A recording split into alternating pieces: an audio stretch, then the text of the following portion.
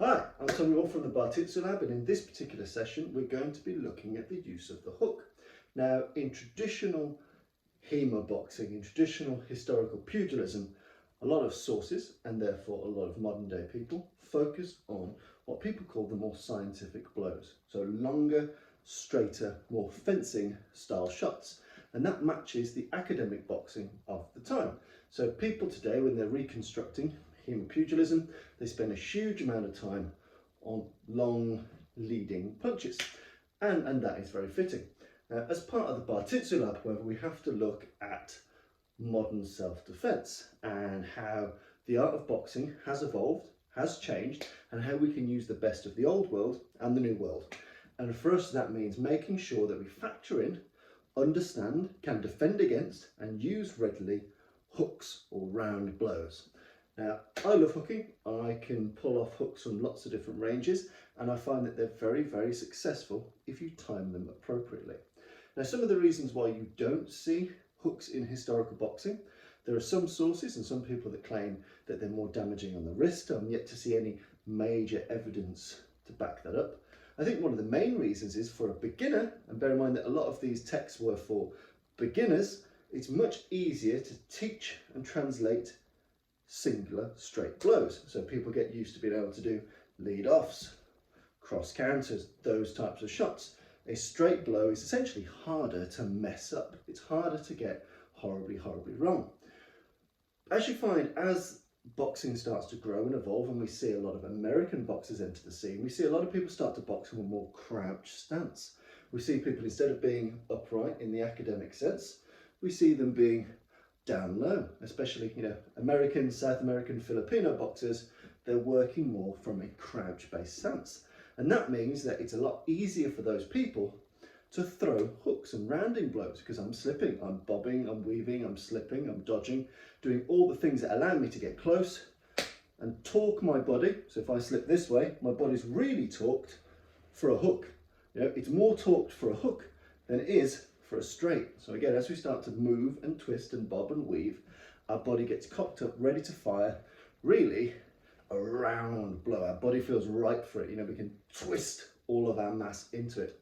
So you find that as boxers start to crouch more, and as that becomes more and more successful on the scene, it becomes more and more of an art. So again, it's something that we look at in the Bartitsu Lab. Soon as hooks enter the scene, how does that change the dynamic? There are a couple of different ways that we teach hooking, and I believe that learning how to box in a pugilistic fashion, in an early pugilistic fashion, with straight blows is very important, but I think it's very important to learn more modern, stylistic, hook-based boxing. I think marrying those two together makes you a much more complete and holistic martial artist. And at the Bartitsu Lab, we're about looking forward. We take the best stuff from the past, but we look forward. So therefore, hooks are key. I'm going to take you through some of the different hook types that we use in the Bartitsu Lab, at what range we throw them, and some of the tips and techniques I've found very, very useful. Remember that we are doing bare knuckle hitting in the main, so while we might train with gloves and we might use pads and bags, we're thinking about, and philosophically we are centered on the notion of boxing for self-defense when we're thinking of our hands. So therefore we need to be very careful about our wrist placement and how our wrist is bent to make sure that our wrist is natural and strong, and that we are thinking knuckles on target. We're trying not to hit with just the flat part of the hand. We're trying to make the best use of our best knuckles. So I'll talk you through some of the different hooks that we've got. The first of which is the contracted arm hook. So for me, the contracted arm hook is best use of a bob, of a slip, of a weave, at a distance of about 30 to 40 centimeters. So I like to think of it, if I can throw an elbow, I can throw a headbutt, I should be throwing this type of hook. So for us, it comes typically from a step or a wind. We explode and turn. The foot turns, the hip turns, the shoulder turns, and I strike this way. And again, I don't want to flare the elbow too high. The elbow should be a little bit below the wrist. So boom, like so, boom, like so. Contracted arm hooks. These are really important shots, especially when you're countering. So I might parry and hit, I might duck and hit. Contracted arm hooks are really important to hit people from angles they don't see coming. So a great value of the hook is that it can typically catch you when you're off guard. in a long range jab cross based fight, if we're both doing that, it's quite easy to duck, slip, parry, counter. They're quite easy to see coming. Hooks tend to knock you out and kill you by surprise. They get you when you're not looking. You know, I slip, bang, and I fire this from under a point of vision, coming round a punch. It's a surprise blow, where it's designed to be used in a surprising way. So from here, we can go from a classical pugilism guard if you want to, or from a more modern boxing guard. Essentially, we're doing this type of blow. And making sure that we're very explosive with our hips, with a turn of our leg and turn of our shoulders. Bang! Okay, contracted arm hook. Then I look at the MIDI hook. So the MIDI hook is a little bit longer.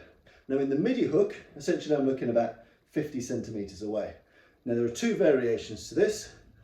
There is the horizontal hand, bang, bang, and we're hitting with the two big knuckles here. So from a traditional pugilism guard, I fire this up, I fire this up. So we've got a little bit longer here, or you can go vertical. One of the problems with going vertical at distance is you tend to lose a little bit of wrist control, and sometimes you can catch it a bit sharp and it can damage your wrist. I find that kind of a MIDI hook, or moving to a longer range hook, a horizontal fist works a lot better for me personally. And again, boxing is very personal, so it works better for me. Contracted, up close. In a MIDI or a long range hook, we're using this type of setup, and we're aiming to catch them on the two big knuckles on the point of the jaw in the main. And again, much the same, we're making sure that we got the right torque. Now what I like to do from a bare knuckle boxing perspective, or from a bare knuckle pugilism perspective, is if I'm doing the rounding blow, I still treat it relatively straight until the last minute. So I don't go around here, straight, straight, straight, straight, straight, turn into the hook. 1, 2. So it's almost my body, my hips and my legs and my shoulder that turn it from a straight into a hook at the last minute. What sometimes I find useful to do, again from a bare knuckle perspective, is to drop the thumb down, like so. Do you see? So I end up with this kind of slant here, drop the thumb down, drop the thumb down. Another benefit this has for a self-defense boxing perspective is it raises the upper part of my arm to defend my face. So from here, bang, see I've defended my jaw here, bang, I've defended my jaw, bang, I've defended my jaw. These are best used, I find, in a cross-counter method, in that when a straight comes in, I can either slip my head to the outside of the punch and punch inside, or the opposite way around. So essentially these sneak round a straight shot. So if I'm very close and my opponent's here, I'll throw these contracted arm hooks. If my opponent's throwing a shot and I want to work around it, I might still slip, but I'll fire this MIDI or this longer range hook. Both of which are very effective, but do require powerful use of the hip, the shoulder, and the foot turn. So contracted hook, as we use it in the Bartitsu Lab, MIDI hook, as we use it in the Bartitsu Lab. And again, in the Bartitsu Lab, we typically roll the thumb a little bit further down than traditional. We don't typically hold it here, we turn it just a little so we can sneak in. Good thing about it is if it's sneaking around a guard and the thumb's down, you can still get that knuckle blow to the jaw. That little kind of downward drop means it can sneak around guards a little bit easier, we find at least. Another type of hook that you'll be very familiar with is the shovel hook. And the shovel hook is somewhere between a true hook and an uppercut. And again, it's pretty similar to the contracted arm hook. Okay, so it comes up. It's a bit like digging a shovel. You go at 45 degrees, like so. So again, in the shovel hook, typically, again, this comes off a parry.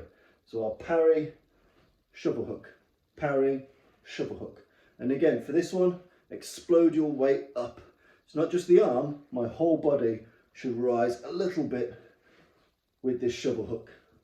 So from here, I might have parried, and that's dropped my body weight down. I'm going to sharply turn up, and this shovel hook, again, these two big knuckles driving up, but my body weight comes behind it, so my mass drives it. If I'm jumping, if I'm a basketball player and I'm jumping to do a slam dunk, I'm not doing it from my flat foot, I'm launching myself in the air.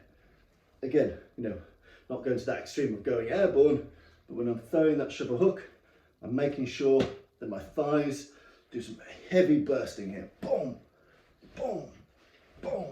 Okay? The shovel hook, really important. It's really great. The contracted arm hook and the shovel hook at grappling range to disrupt a grappler or to get yourself in a more advantageous grappling position. Sometimes they get a technique, a grapple on you which you don't like, which is going to cause you some problems. I might need to fire one of these before I can sneak in an underhook or do my own level of grappling. So again, shovel hooks, really important in how we work in the Bartitsu Lab. Another one which we quite like is the overhand blow. Now in the overhand blow, essentially we come over the top. So we've got a sharp arc round. So our MIDI or our longer range hook here, boom, boom. Our overhand style hook typically has a roll of the shoulder and comes forward. So from here, boom, boom. Again, this one is good for clearing higher guards.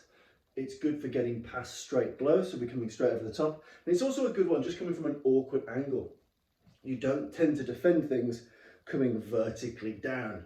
So if I can slip and fire that shot, slip and fire that shot, that long range overhand style hook, I can catch people from surprise. And again, a lot of hooks require confidence, they require competence, they require timing. In many ways, a hook, I believe, is more scientific than a straight blow because I need a lot more attributes to pull it off properly. I need the brilliant timing of being able to just slip and just fire. I need to be able to just get that hand out of the way and launch that hook over the top. It requires a lot of practice, a lot of skill. And again, people in the early manuals, often they don't have the time, the ability to spar that often. They're often in quite formalized sparring situations where throwing hooks might be seen as relatively unscientific, but they are very scientific if you do them well. So for us, the overhand hook, again, it's about the element of surprise. Bang, coming over the top, and again, dropping down on the nose, on the jaw, on the collarbone. Also, when you're doing the bare knuckle boxing variations of the hook, remember that a lot of targets are free range. So don't just get in the old habits of the jaw. Bear in mind, we've got liver, we've got spleen, we've got solar plexus, we've got throat, we've got groin, we've got all these areas, we've got bloody, the kneecap if we're on our knees. There's lots of places where we can throw these powerful, damaging, scientific hooks. Okay. Next one which we practice is the Charlemagne hook. Now you might have seen this in some of my savate videos. Now Professor Charlemagne was a saboteur, and his favourite iteration of the hook was essentially like a ridge hand blow. So it would come like a solid bar, and you'd be hitting with this flat bit of the fist here, so the knuckle, all these you've got a good cluster of knuckles here, and you're aiming just behind the ear on the neck. So a Charlemagne hook, wow, comes out like a straight bar. Wow. I quite like this because I can connect with the forearm, with the fist. I can collapse things out the way. I can parry and crush from here and then get into a grapple. I can cause some serious damage with this. This requires a bit more preparation. It requires a feint, a movement, an attack with your leg. It requires something else to pull off really well. But the Charlemagne hook, in essence, is a longer range, straight arm hook where it swings in from the side. So your impact is this way. You see this in a lot of, especially Chinese martial arts. You get lots of these types of motions. If you look at martial arts, say like Truly Foot. Again, with Bartitsu, with the Charlemagne style hook, we fire this in here. It's a great way to move into something else. So I might go Charlemagne hook, into a palm heel strike, into a contracted hook. You've got lots of options.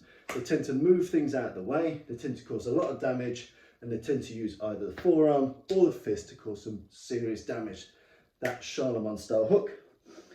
And finally, what I like to call the body snatcher hook. So you get lots of hooks which come in like so. So we've got our contracted hooks, we've got our MIDI, we've got our overhand, we've got our shovel.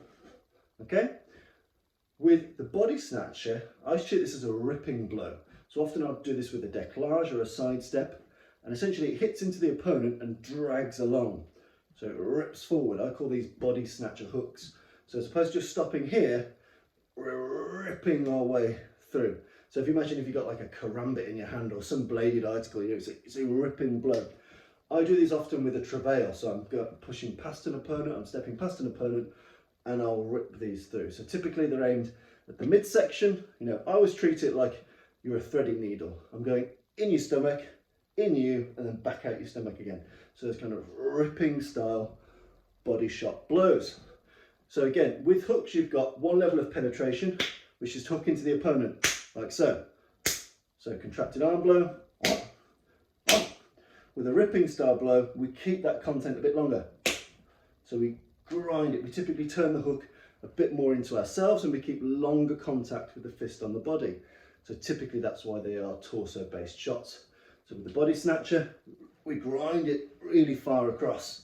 And again, often these are in anticipation of us doing a grapple. So I might do a body snatcher hook, grind it across into a body lock, into a takedown.